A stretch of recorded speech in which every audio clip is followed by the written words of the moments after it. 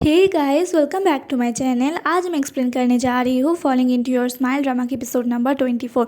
लेकिन इससे पहले अगर आपने अभी तक पिछले एपिसोड्स नहीं देखे हैं तो फिर पहले उन्हें देख लेना और इस वीडियो पे लाइक शेयर एंड कमेंट कर देना एंड प्लीज़ चैनल को भी सब्सक्राइब कर देना। तो चलो एक्सप्लेनेशन शुरू करते हैं। एपिसोड की शुरुआत में हम देख पाते हैं कि रूही अंकल और आंटी को अंदर ले आकर उन लोगों से बात करने लगते हैं, जहाँ पर अंकल और आंटी अपने प्रॉब्लम्स के बारे में बताने लगते हैं कि यहाँ पर रह रहा है, इसीलिए उन दोनों को कितना ज़्यादा प्रॉब्लम हो रहा है। जैसे कि उन दोनों को अपने लिए घर बनाने हैं, परंतु वो दोनों इसके लिए फाइनेंशियली अनेबल है। और भी जैसे अंकल के हाथों में चोट आए हुए होते हैं, इसीलिए वो कोई भी भारी काम नहीं कर सकते। तो रूही उन दोनों को समझाने लगते हैं कि वो उन दोनों की बातें समझ सकती है कि उन दोनों को कितना ज़्यादा प्रॉब्लम हर रोज़ फेस करना पड़ता है, परंतु एक ई स्पोर्ट्स प्लेयर के लिए यहाँ पर रहकर हर रोज़ ट्रेनिंग करना बहुत ही ज़्यादा इम्पोर्टेंट है। पर फिर भी अंकल और आंटी नहीं समझते और अपने प्रॉब्लम्स के बारे में कहे जाते हैं। और तभी वहाँ पर के आकर कहता है कि आप दोनों ये जो कर रहे हो ना, वो आप करना बंद करो। और अपना बैंक कार्ड देकर कहता है कि ये मेरी ई स्पोर्ट्स प्लेयर बनने से लेकर आज तक की सेविंग्स है। आप दोनों को यही चाहिए था ना, तो फिर ये रखो और ये सब करना बंद करो। तो आंटी के को कहती है कि तुम ये कैसी बातें कर रहे हो। फिर रूही भी के को समझाने लगता है कि ऐसे क्यों बोल रहे हो, ऐसे कोई बोलता है क्या। और तभी अंकल और आंटी छुपकर वो कार्ड ले भी लेते हैं। फिर के वहाँ से चला जाता है और उदास होकर बेस कैंप के बाहर आकर अपना सिम कार्ड फेंक देता है। तो तभी वहाँ पर याव याव आकर कहती है कि इस तरीके से कोई फेंकता है कि अब तुम्हें वो कभी नहीं मिलने वाला। तो के कहता है कि कुछ चीज़ें वापस कभी और ना मिले तो ही अच्छा है। फिर याव याव कहती है कि तुम इतना ज़्यादा उदास मत हो, हम सभी ई स्पोर्ट्स प्लेयर्स की पेरेंट्स ही हमारे ऊपर बहुत ज़्यादा नाराज़ हुए होते हैं क्योंकि हम लोग इस फील्ड पर है। मेरी पेरेंट्स भी मेरे ऊपर हमेशा नाराज़ रहती है इसी वजह से। तो के कहता है कि नहीं, ये एक जैसा नहीं है। तुम्हारे पेरेंट्स तुमसे बहुत ज़्यादा प्यार करते हैं, परंतु मेरे पेरेंट्स मुझसे प्यार नहीं करते। वो लोग सिर्फ पैसों से मतलब रखते हैं, इसीलिए अब मेरे लिए इस दुनिया में और कोई नहीं है सिर्फ इस गेम के। तो याव याव कहती है कि इस तरीके से क्यों बोल रहे हो, हम लोग भी तो हैं ना तुम्हारे साथ। फिर के कहता है कि तुम बहुत ही अच्छी लड़की हो, मुझे माफ़ करना कि जब तुम यहाँ पर पहली बार आई थी तब मैं तुम्हारे साथ बहुत ही ज़्यादा रूडली बिहेव करता था। तो याव याव कहती है कि अरे पर उस बात पर तो बहुत टाइम बीत चुका है और मैं तो वो भूल भी चुकी हूँ। फिर दिखाते हैं कि अगले दिन याव याव सुबह सुबह जीनियांग के घर पे जाती है क्योंकि जीनियांग ने ही उसे बुलाई थी, जहाँ पर जीनियांग उससे बताती है कि वो अब आयजा की टीम के स्टाफ मेंबर से रिज़ाइन ले रही है। ये सुनकर याव याव बहुत ही ज़्यादा हैरान हो जाती है, परंतु आयजा और जीनियांग दोनों ही इस बात के लिए राज़ी थे। तो याव याव कहती है कि परंतु ऐसा करने का क्या फ़ायदा। तो जीनियांग कहती है कि देखो, वैसे भी मुझे इस फील्ड के बारे में कुछ भी नहीं पता। ऐसा नहीं है कि मैं कर नहीं सकती हूँ, सब कहते हैं कि मैं बहुत ज़्यादा स्मार्ट हूँ, परंतु मैं यहाँ पर और नहीं करना चाहती हूँ काम। फिर याव याव कहती है कि अच्छा ठीक है, मैं पहले जाकर इस बात को डाइजेस्ट करती हूँ। तो जीनियांग कहती है कि अरे रुको रुको, तुम्हें डाइजेस्ट करवाने के लिए एक और खबर भी है मेरे पास। वो कहती है कि मैं इस कंपनी को छोड़ ज़रूर रही हूँ, परंतु मैं इस कंपनी को प्यार करती थी, इसलिए मैं इस कंपनी के लिए कुछ करना चाहती हूँ और इसी वजह से मैंने तुम्हारी और आयजा के लिए एक कार्निवाल का अरेंज किया है। और ये सुनकर याव याव फिर से हैरान हो जाती है। फिर दिखाते हैं कि रूही कहते हैं कि एक कार्निवल, नहीं नहीं, अभी तो बिल्कुल भी नहीं हो सकता है क्योंकि अभी हम लोगों का टाइम शेड्यूल बहुत ही ज़्यादा टाइट है और इस टाइम तुम कार्निवल के लिए नहीं जा सकते हो। पर चिंग याव याव को कार्निवल में जाने के लिए इजाज़त दे देता है और फिर बस अब क्या, रूही भी याव याव को जाने के लिए नहीं रोक सकते हैं। फिर दिखाते हैं कि ये तीनों कार्निवाल के लिए आ जाते हैं, जहाँ पर बहुत सारे रिपोर्टर्स आए होते हैं और सभी लोग उन लोगों से सवाल पूछ रहे होते हैं और ये तीनों इन सब का आंसर भी कर रहे थे।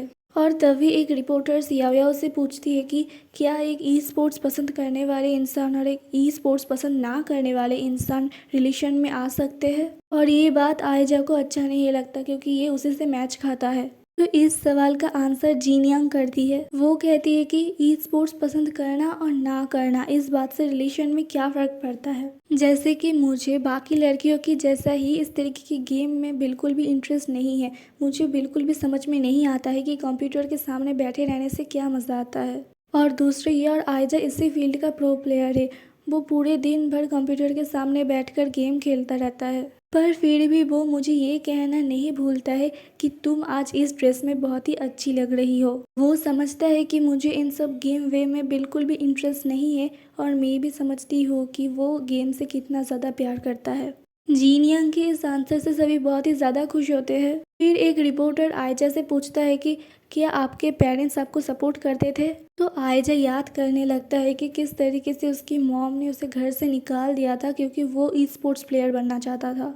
फिर आयजा कहता है कि मैंने बस गेम खेलना छोड़ा नहीं, परंतु मैंने अपने फैमिली को बहुत ही ज़्यादा हर्ट किया इसके लिए। फिर दिखाते हैं कि वहाँ पर आयजा की मॉम भी बैठी हुई थी, जो भी याद कर रही थी कि वो किस तरीके से अपने बेटे को घर से निकाल दिए थे।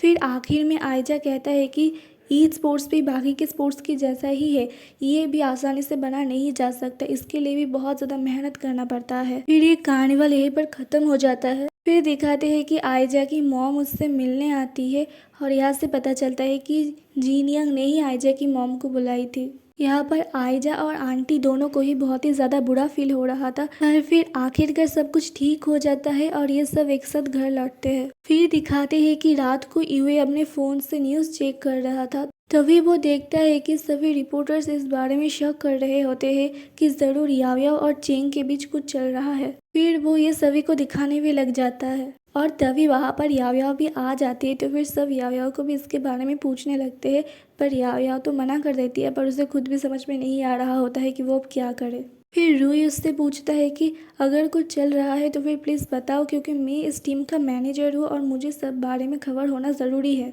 और तभी वहाँ पर चेंग भी आ जाता है, तो फिर सब चेंग को भी इस बारे में बताने लगता है, पर चेंग तो सीधे सीधे मना कर देता है और कहता है कि हाँ, ये बात तो सच है कि मेरा उसके ऊपर क्रश है। और ये बात जानकर सभी इस तरीके से हैरान होने लगते हैं और याओयाओ वहाँ से चली जाती है। फिर दिखाते हैं कि अगले दिन मैच देखने के लिए JGDX टीम के सभी लोग जाते हैं और जो मैच होता है यांग की टीम के साथ किसी दूसरे टीम का, और वहाँ पर याओयाओ और चेंग को देखकर रिपोर्टर्स भी उन दोनों के अफेयर के बारे में बोलने लगते हैं। तो उन दोनों के सभी फैंस उन दोनों को चिल्ला चिल्ला कर किस करने के लिए बोलने लगते हैं, तो चेंग सच में याओयाओ को किस कर लेता है और चेंग ऐसा करेगा ये किसी ने सोचा भी नहीं था। तो वो रिपोर्टर्स से शुरू करके टीम के बाकी के मेंबर सभी लोग बहुत ही ज़्यादा हैरान हो जाते हैं और सभी का फेस का एक्सप्रेशन देखने लायक था। पर इस सब से यांग के ऊपर क्या बीतता है वो तो समझ ही सकते हो। फिर सभी को होश आता है और रूई कहता है कि अरे अरे यहाँ पर क्या चल रहा है, और तब जाकर इस बार यूए को याद आता है कि अरे उसको तो फोटो खींचना है हर बार की तरफ इस बार भी। पर इधर यांग को सभी लोग शांत करने लगता है। फिर दिखाते हैं कि ये न्यूज़ अगले दिन टीवी पर भी आ रहा था और ये देखकर जीन यंग बहुत ही ज़्यादा हंसने लगती है, परंतु याओयाओ को बिल्कुल भी अच्छा नहीं लगता। वो कहती है कि ई स्पोर्ट्स में रिलेशन बनाना ठीक नहीं है, तो जीन यंग उसे समझाने लगती है। फिर दिखाते हैं कि रात को याओयाओ गेम प्रैक्टिस कर रही थी, जहाँ पर यूए और चेंग भी थे, और तभी चेंग के पास उसकी मॉम की कॉल आती है जो याओयाओ के बारे में उससे पूछ रही थी। और वहाँ पर चेंग की बातें सुनकर याओयाओ और यूए दोनों ही बहुत ही ज़्यादा हैरान होने लगते हैं। फिर कॉल हो जाने के बाद जब याओयाओ चेंग से पूछती है कि क्या हुआ, तो चेंग कहता है कि मॉम कल ही यहाँ आ रहे हैं। फिर रात को सोने जाने से पहले याओयाओ जब अपनी फ़ोन चेक कर रही थी, तब वो देख पाती है कि लोग उसके बारे में बहुत ही ज़्यादा गलत बोल रहे हैं। सब कह रहे थे कि याओयाओ प्रो प्लेयर बनने के लिए आई थी या फिर बॉयफ्रेंड ढूंढने के लिए। फिर दिखाते हैं कि अगले दिन रूई इसी बारे में सोच रहे थे कि इस प्रॉब्लम को कैसे ठीक किया जाए, और तभी वहाँ पर चेंग की मॉम आ जाते हैं, जो सिर्फ चेंग और याओयाओ को छोड़कर बाकी सभी को बाहर जाने के लिए कहते हैं। तो सिर्फ इन दोनों को छोड़कर सभी बाहर चले भी जाते हैं और इसी के साथ ये एपिसोड यहीं पर ख़त्म हो जाता है। अगर वीडियो अच्छा लगा तो फिर वीडियो पे लाइक शेयर एंड कमेंट कर देना, एंड प्लीज़ चैनल को भी सब्सक्राइब कर देना। मैं फिर से मिलूंगी आप लोगों के साथ इसका अगले एपिसोड के साथ। तब तक के लिए अपना ध्यान रखना, दूसरों का भी ध्यान रखना। Bye bye.